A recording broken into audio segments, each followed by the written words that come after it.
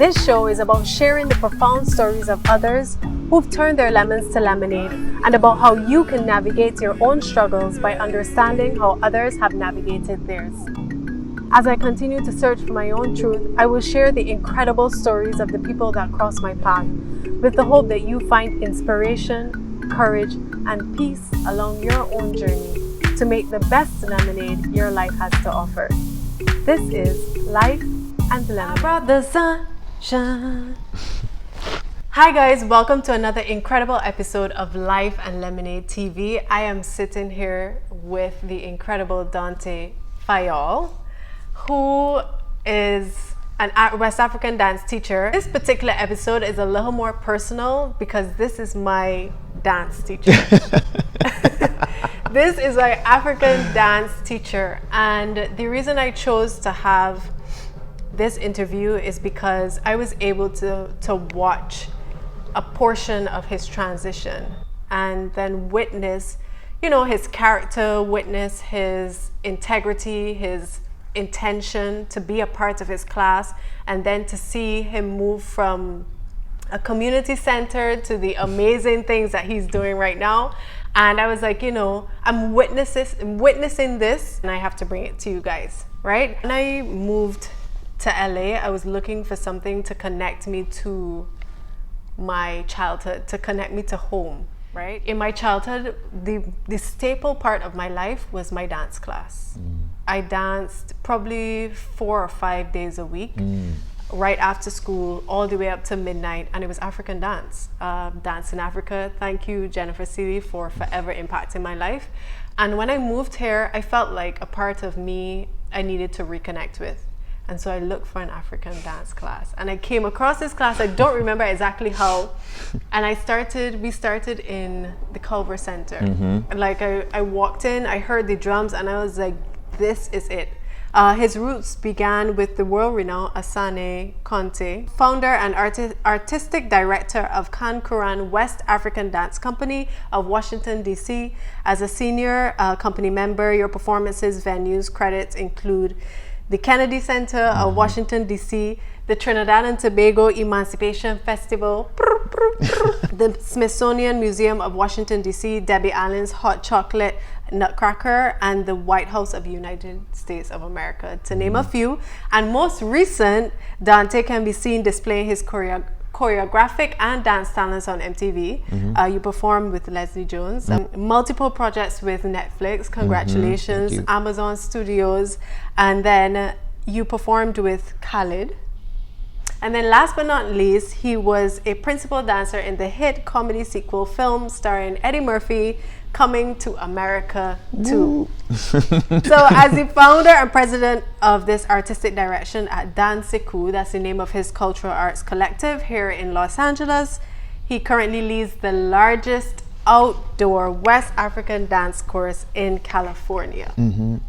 Congratulations. Thank you. It's been a long journey. So I want to start where you're at. The world knows you now for West African dance. So what is West African dance? What is it about? What are the unique components of West African dance?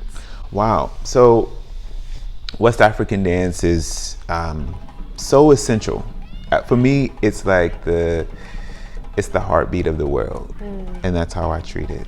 Many different ethnic backgrounds. Usually I'm doing dances that originated in Mali, Guinea, Senegal, the Ivory Coast, Cote d'Ivoire, to name a few. Essentially, I'm learning as an African American how they all connect and what lineage certain rhythms and dances come from, what purpose these dances were done for, why these rhythms were played, when these rhythms were played. Sometimes we do mass dances. When do those masks come out?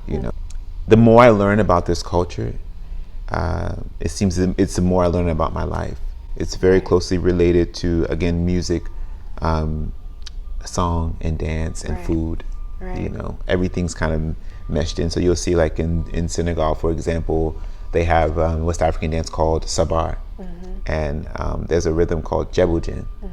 Djeboujen is literally in Wolof, or Olof as they say, it's like rice and fish. but it's also a rhythm.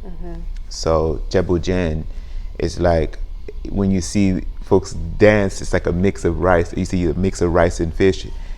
The dance is like, it's like a mix of like Savar movements. It's beautiful. It's a beautiful dance, very high energy. It's hard to put what is West African dance in a paragraph even.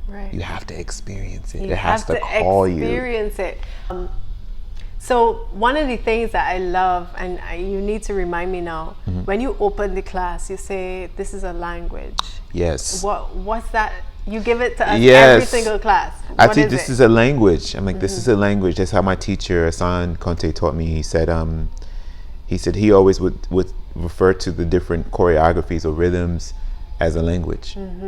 We go to this language because it really is. It's a language of a people. It comes from a place. Right. And you say you have 5. Yeah, he said, "Man, you see, we all like a 5 finger. We're different, but you have to use them together." Right. So that helped me to understand that. I looked around our company at Conqueron, and it's like people from all walks of life. Right. A lot of folk from Trinidad too, you know. Yeah.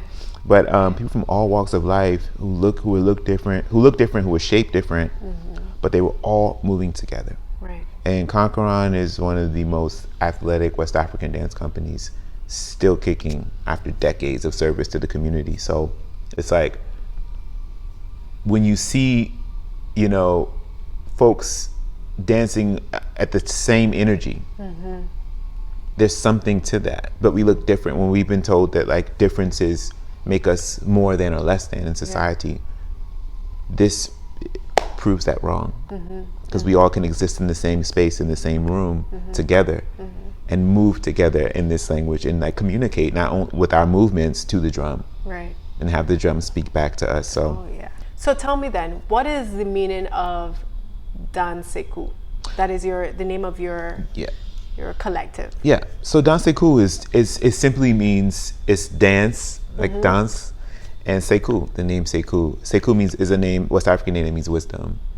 And so I just merged the two together. It was like dance and wisdom. Dance, wisdom. Together. I love that. It was a way for me to be able to help our community connect with our master teachers. It's really important that we sit at the feet of our elders. Why do you think it's important that we honor our elders?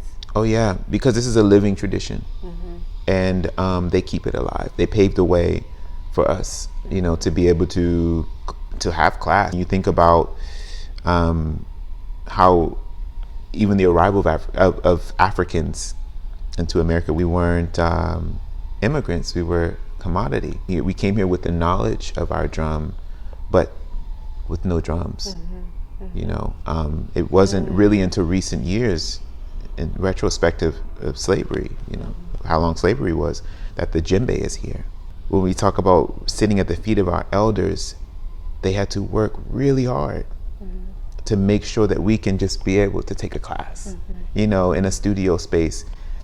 They had to dance in spaces in which they weren't allowed to dance in, to create that space for us to be able to keep it going, alive, no matter what. That's a rebellion in itself. My motivation and my goal is to encourage the people who are coming to my class, and who are coming to learn this language, because the more people that learn this language, you know, the bigger this language will grow. But it's growing. It's growing. And that's kind of what's propelling the momentum of what you're even experiencing right now in your life. When you hear the sound of a drum, it represents that a change is happening.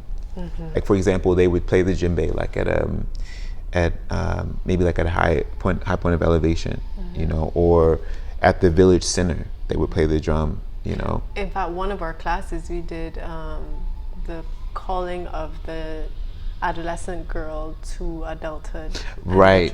Yeah. We did dances like Sosone, you know, which is dance young women do for their mom. Guinea Fare, like, so Guinea Fare simply means woman's dance, and there are many different Guinea Fare, you know.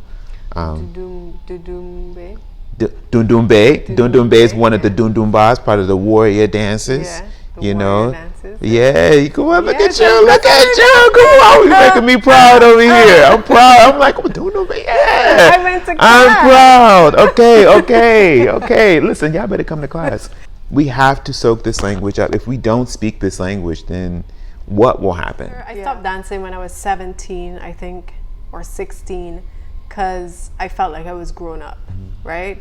And I had been dancing for a very long time, since I was 4 years old, straight to 17 years old. And I felt like, as an adult, like, why am I still performing? This was my personal journey with it. So I kind of rebelled against it, and I stopped dancing. But when I moved here, and in the neighborhood that I live in, it's a very cultural neighborhood, and I would hear drums, which is not ordinary. You don't hear drums everywhere in LA, and I was like, and it speaks to my spirit, guys. I cannot even stand still when I hear a drum. Like, something in me moves, and so I followed that. There's something so deeply connecting. But I finally want to get to the beginning. Okay. I wanna talk to you about, because here at Life and Lemonade, we believe that your childhood shapes who you become. Absolutely. And it informs a lot of who you are, the adult that you grow into, and the experiences that you have. And it's always interesting and curious for me to explore that with the guests, right? What was your childhood like growing up in Washington, D.C.? How do you think it has shaped your heart and the person that you are? I grew up in D.C. in the early 90s. So D.C. was still chocolate city, in one of the rough areas at the time called, not at the time, it's called Southeast, or as we say, Southeast. Southeast. It was rough, but I think what shadowed a lot of that, a lot of the things that were going on in the environment was my family. Our family, our way to cope and get through it was laughter. Right. I really didn't see until I got on my healing journey the impact of the environment I grew up in. Like, for example, not too long after my mom and I moved to Washington, D.C., we stayed in the apartment complex with our family. We were walking up from the rental office, and there were police everywhere. It was a young man who had been shot, and killed. I really didn't believe, living there, that I would see 18. A lot of kids that I grew up with were getting in trouble, right? Locked up, or dying, getting shot, killed. So I didn't think that, like, I don't remember seeing anyone who was 18. That is so interesting, and I hear this stories pretty often in terms, from anyone who's grown up in a challenging neighborhood, that, this type of not having a vision for life, like you think that what you see is all that exists. So then how were you able to see something else? My mom kept me very active, in the Christian community. We also traveled throughout the U.S. Like, we would go and see our family in different places. She was raising me alone, but I noticed that she made everything fun. She tried to make everything as fun as she could, As I got older, I started to see that things were difficult. Right. But she made everything a game, and everything was, even doing laundry, because it was so much. She would hide money in, like, some of the pants pockets so that I would sort the laundry. Like, whatever money you find, you can keep it. So, here I am with my dollars thinking I'm rich, Right. And eventually we moved out of DC to Prince George's County, which is still a part of what they say the DMV. But we moved so I can go to high school, middle and high, better, slightly at the time, slightly better conditions, right. More focused on the educational aspect. So, what did you want to be at that time? Was dance already a part of your life, or what were you pursuing? At that particular point, I knew that I want to be a lawyer or a doctor, right? Because that's what you're told. That's what, yeah. That's what you're told. Two, like, shining career examples. Yeah. It started with getting a job. Like, I'm the first person in our family, really one of the very few men to get their high school diploma, and also to go to college. I'm the only man in my family Well, congratulations. to go to college. What did you study in Political college? science. Political Pre-law. science. Interesting. I studied political science. At 15 and a half, I was awarded a job working with the U.S. Department of Justice, assisting the Deputy Assistant Attorney General. There's a few students selected for that role. And I worked there throughout my high school years. Towards my last 2 high school years. So I was like, this is my training. So I was actually working with attorneys who were in civil rights. We would get a lot of letters from jails. We would have to read them. Going into college, it was working as a lifeguard. So you took a job as a lifeguard, but you were still on this trajectory. Oh yeah, I was becoming a still lawyer. in school. Yeah, my summers on summer break, Right. I would be a lifeguard. I was working at a pool in Southwest Washington D.C. It's called Randall Pool, Randall Recreation. Every Saturday, we would hear drums, and so we didn't know what they were. So we were making up all kind of crazy stuff, like, oh, they're doing voodoo over there. Don't go over there, y'all. They're gonna you may not come back. We had all kind of jokes going for it. And one day our supervisor came in and she got tired of us joking. She said, you guys need to take your asses over there. It'll change your life. On my lunch break, I walked over and the gate was open to this compound. And I walked in and it said Conqueron West African Dance Company. It was a sign. And my teacher was sitting there. He was sitting there, legs crossed like this. His feet were moving. He had, I believe it's like a tobacco pipe here, just watching. I was like, yo, this is a whole dance company. Like, I felt so stupid, So then I walked over to him and I said, oh, this is a dance company. How you doing? Like, how do you audition? How you join? Like, just using whatever terminology I thought that you had to use. How do you do this? And he looked me up and down. He said, you can come Tuesday. We'll see what you can do. Right. And Tuesday, I was like, okay, cool. I'm gonna come Tuesday. I don't gotta work. I'm gonna come. And so Tuesday was actually the senior company rehearsal day. So they have a senior company, a community company, and a kids and teens company. So the senior company is the company that travels everywhere, that does all the premiere shows. That was in Trinidad at the Emancipation. The senior company travels. So literally, I told my aunt, and so I told her what happened. She's like, Daunte, do you know who that is? I was just like, no, I don't know who that is. That's the African man that works at the pool. By the pool. She's like, Daunte, that's a song called oh my God. She's like, you talked to him? She was like, she's like, oh my God. And I told her about, he invited me to this rehearsal. She was like, you gotta go. So I went Tuesday. And when I tell you that ever since that Tuesday, I never left. Saw the drums, the djembe and the dundun, which I later found out what those were.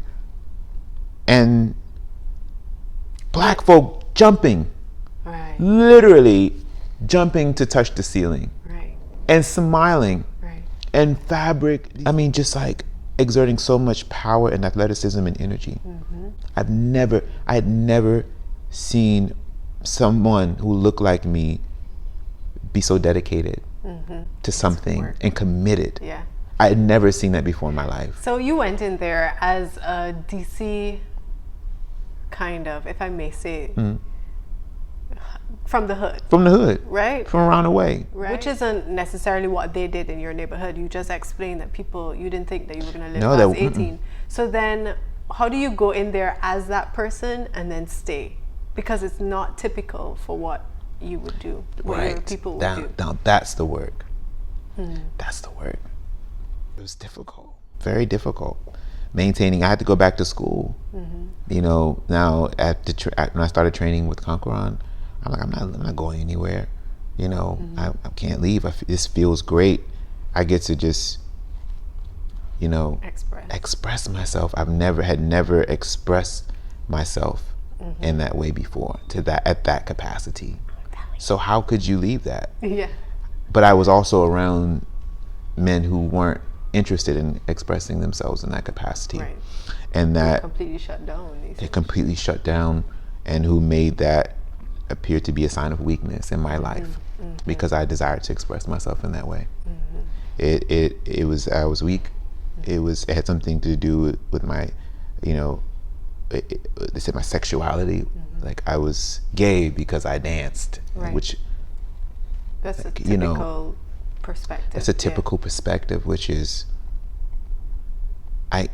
speaking a language doesn't make you gay. Whatever choices you make in your life makes you gay for you. You know what I mean? It's like that's, you know, and it's nothing wrong with being gay or straight, whatever you're interested in. That's your life. But dance is dance. But dance is dance. Yeah. And the men are integral, are key just as much as the women are key in this dance and speaking this language. The men also drum. The women also drum. At the time, African culture wasn't on the rise as it is now. So it was like, oh, Daunte's doing the African stuff. Why are you over there with the Africans? You ain't African. Things like that make you question your identity. It does. It makes you question yourself. It makes you. Yeah. But you stayed. Conviction. You have to be, you know, growing up seeing so many men swayed by how someone else felt about them. I knew I had to do something different.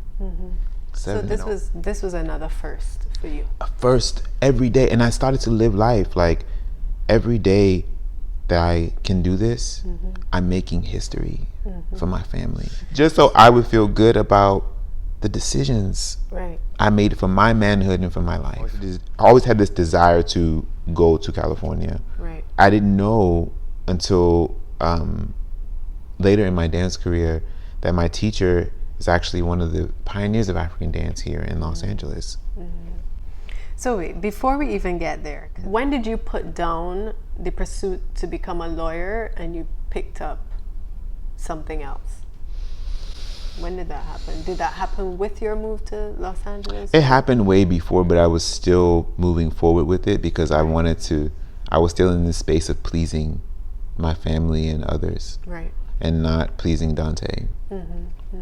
You know?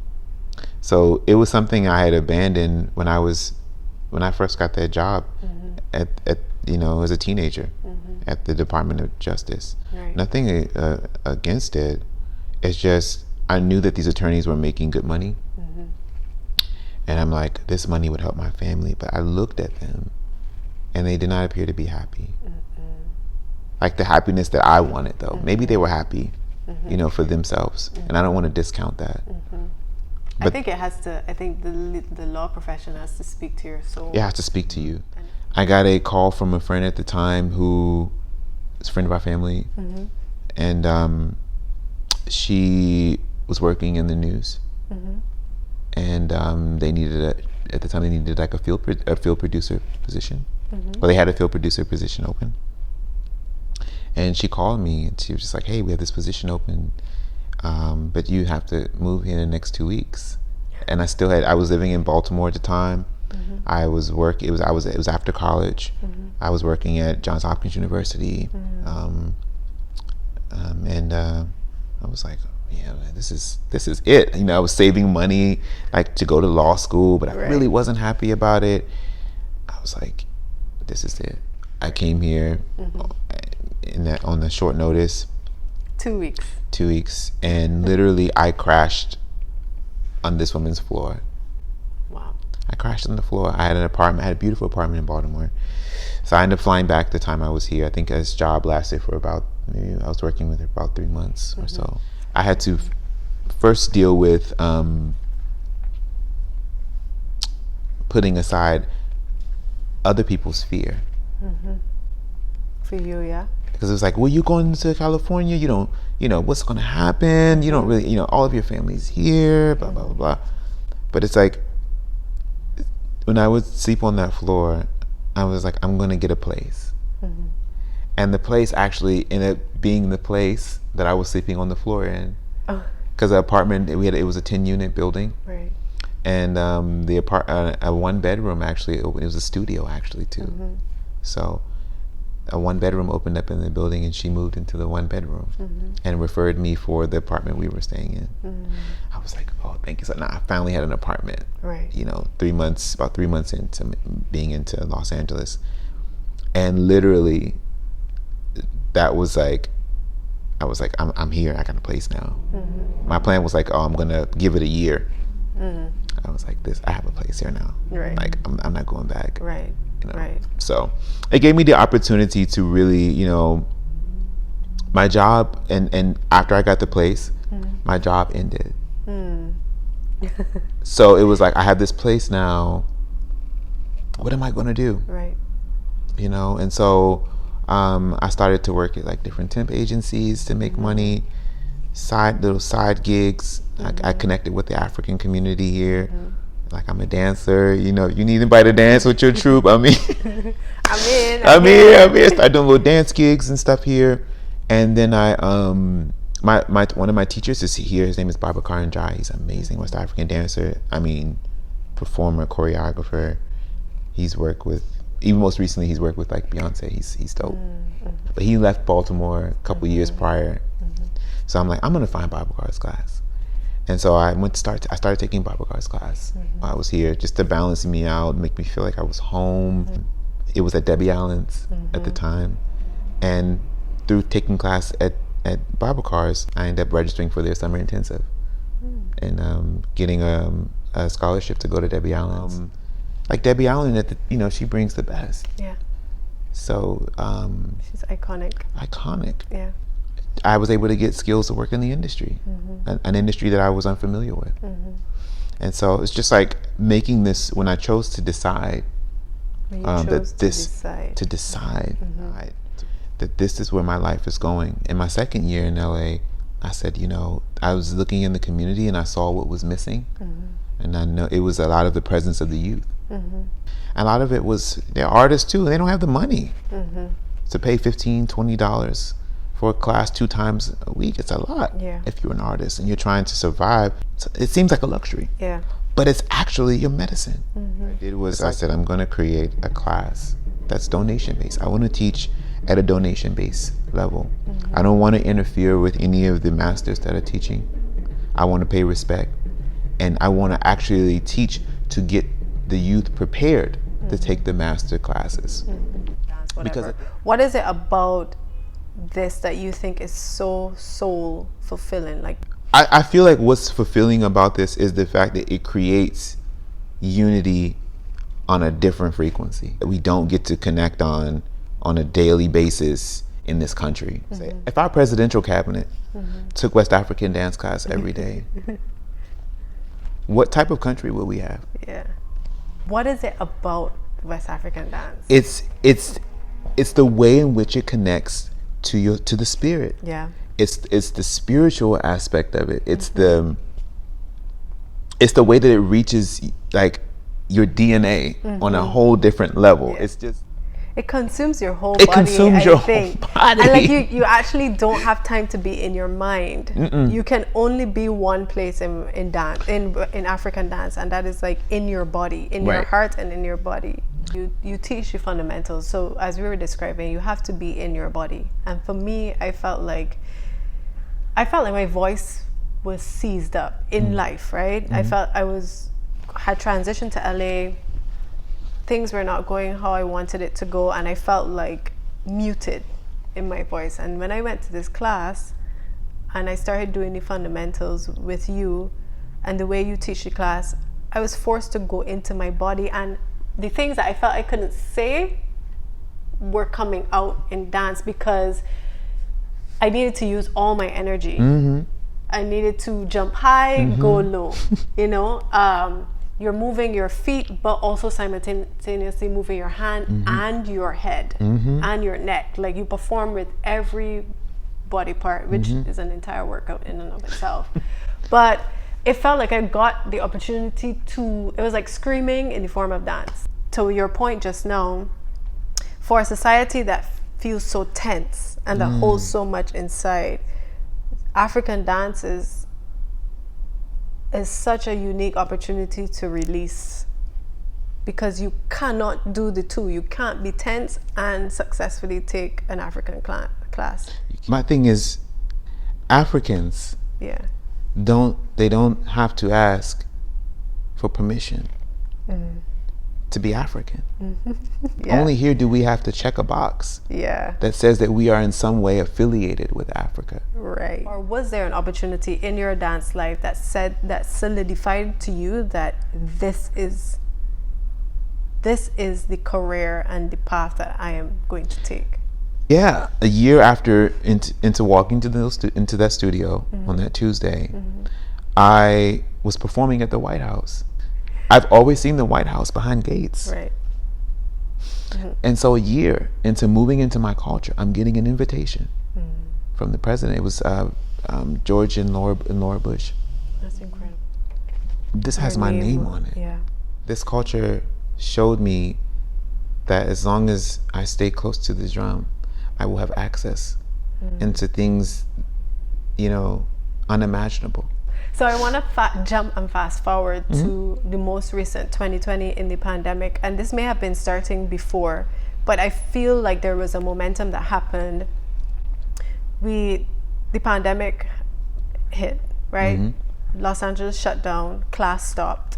And then after we figured out, a couple weeks or a month or so in, you announced that you were going to do outdoor classes, your largest West African outdoor class in Leimert Park, which is in my neighborhood. And there was so much attention on Black history during that time. And, Black people were finally, their voice was amplified during that time. And I feel like your class and your movement and everything was amplified. I think what the pandemic did was give us time to think.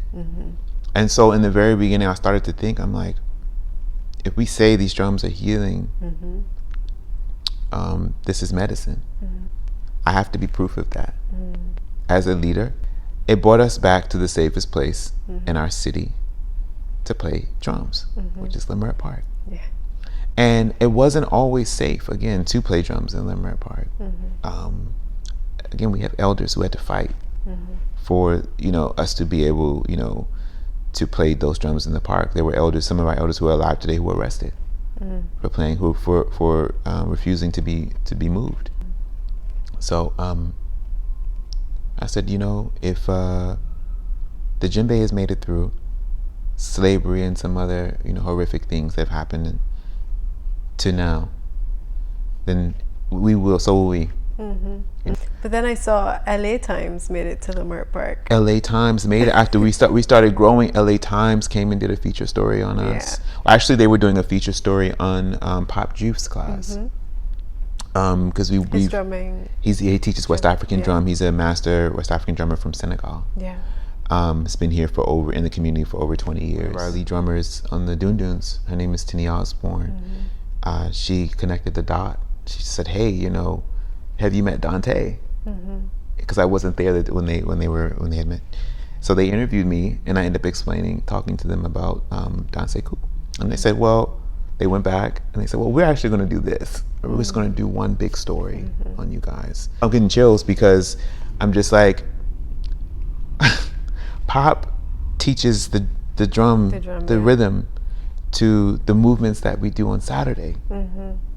So you could come and learn a rhythm and movement. You can come learn a movement on Saturday and hear the rhythm, but learn, have an in-depth view or understanding of the rhythm on Sunday from Pop. The LA Times, it reached over 3 million households. That's incredible. And I was so excited, guys. I was like, oh my God. Just coming from Culver City, and this is just in my short time of being a part of this class. In this room, right? And we moved from Culver City to this other place because class moved after Culver City to we moved to an art center in Mid-City. Right. So then that, and then Leimert Park. And then Leimert Park. And then LA Times. We also reached the Wave, which is the oldest Black newspaper in our country. And so life just starts to roll after this. Life just starts to roll. Yeah. Life just starts to roll. And again, not without a couple bumps, not without a couple, The pandemic gave us the opportunity, like you said, to think, but it also gave a space for our culture to breathe, to understand ourselves, to learn more about ourselves, and to come through, and for us to celebrate. I feel like we finally have gotten to the point, and it's a long time coming, so I don't want to make it seem like it all happened now, but it was intensified, right? We're celebrating culture and history of Black people, right? And African people and Black African Americans. But right, so you've done so many things since the LA Times. You know, the Coming to America 2 dropped. You spoke about that. You did that in 2019, but it came out in 2020. And I feel like, to me, what you were building, and you can tell me about this, or I should ask you, do you feel like you're arriving at, what does this space and time feel like? What would you call it after last year? I feel like I'm at a place where I'm having to be more of a trailblazer, a pioneer, and not to in the making. Let me say that, because they're still, our pioneers are still alive. I want to be able to give that hope, to pass that hope along, just as our pioneers have passed it to us, to keep it going. I want to be able to fortify myself to do the same, and I know that that's the work. And getting through one of the worst times the world has ever seen with this pandemic, it brought the world to its knees.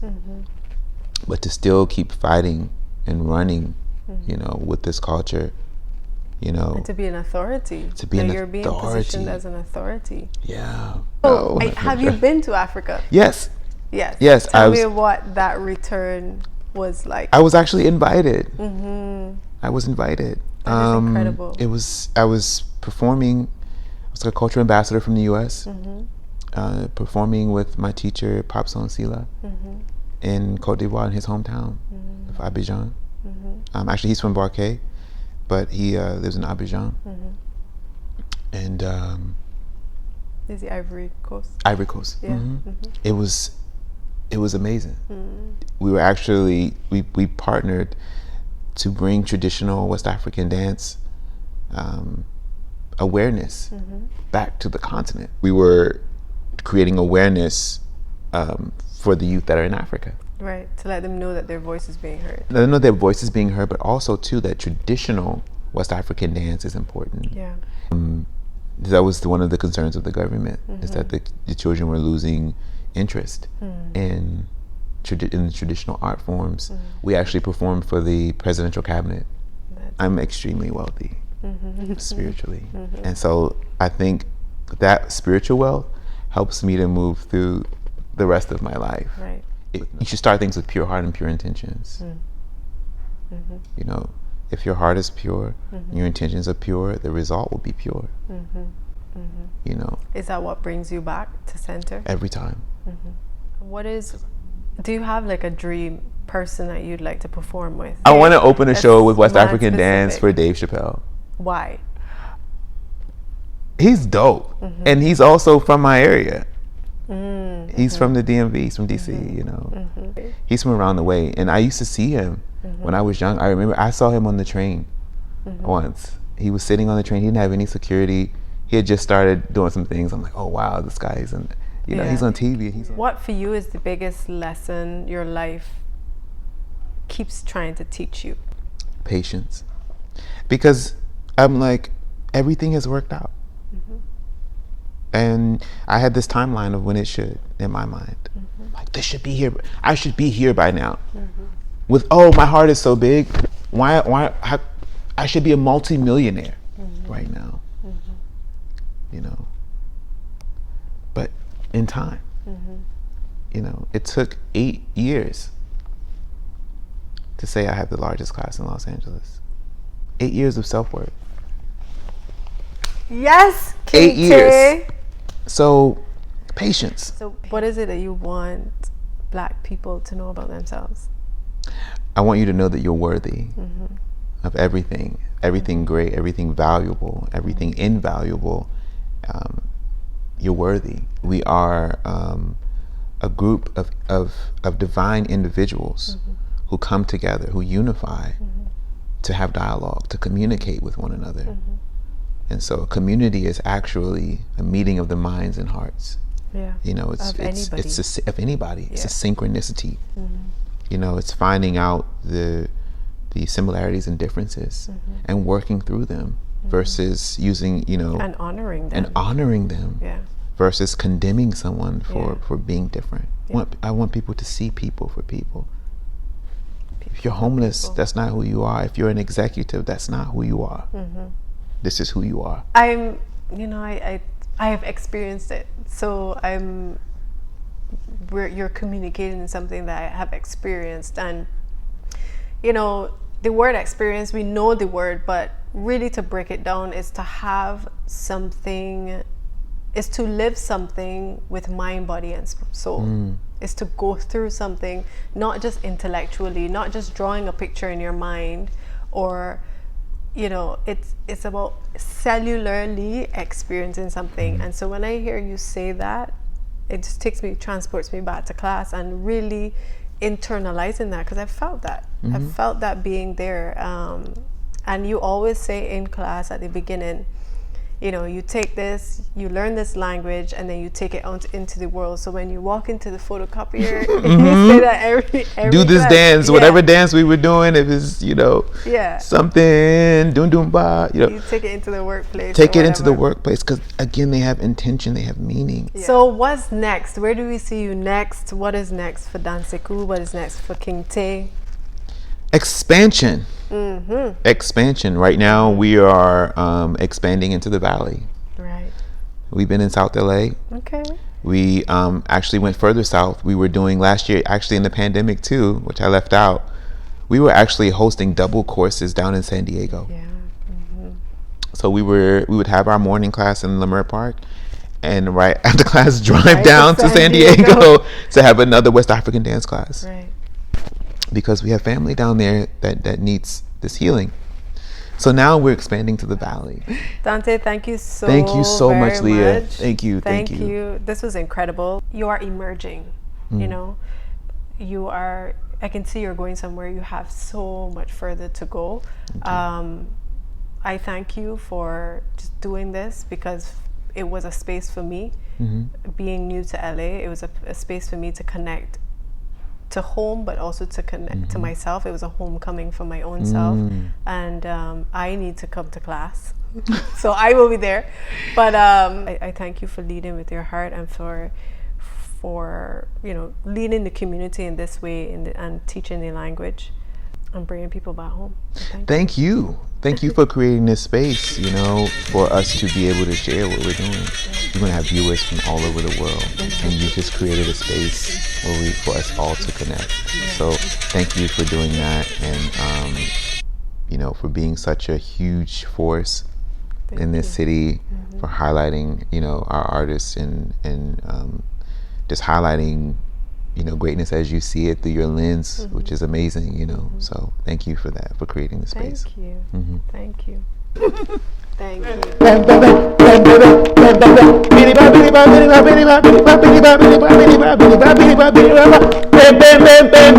you.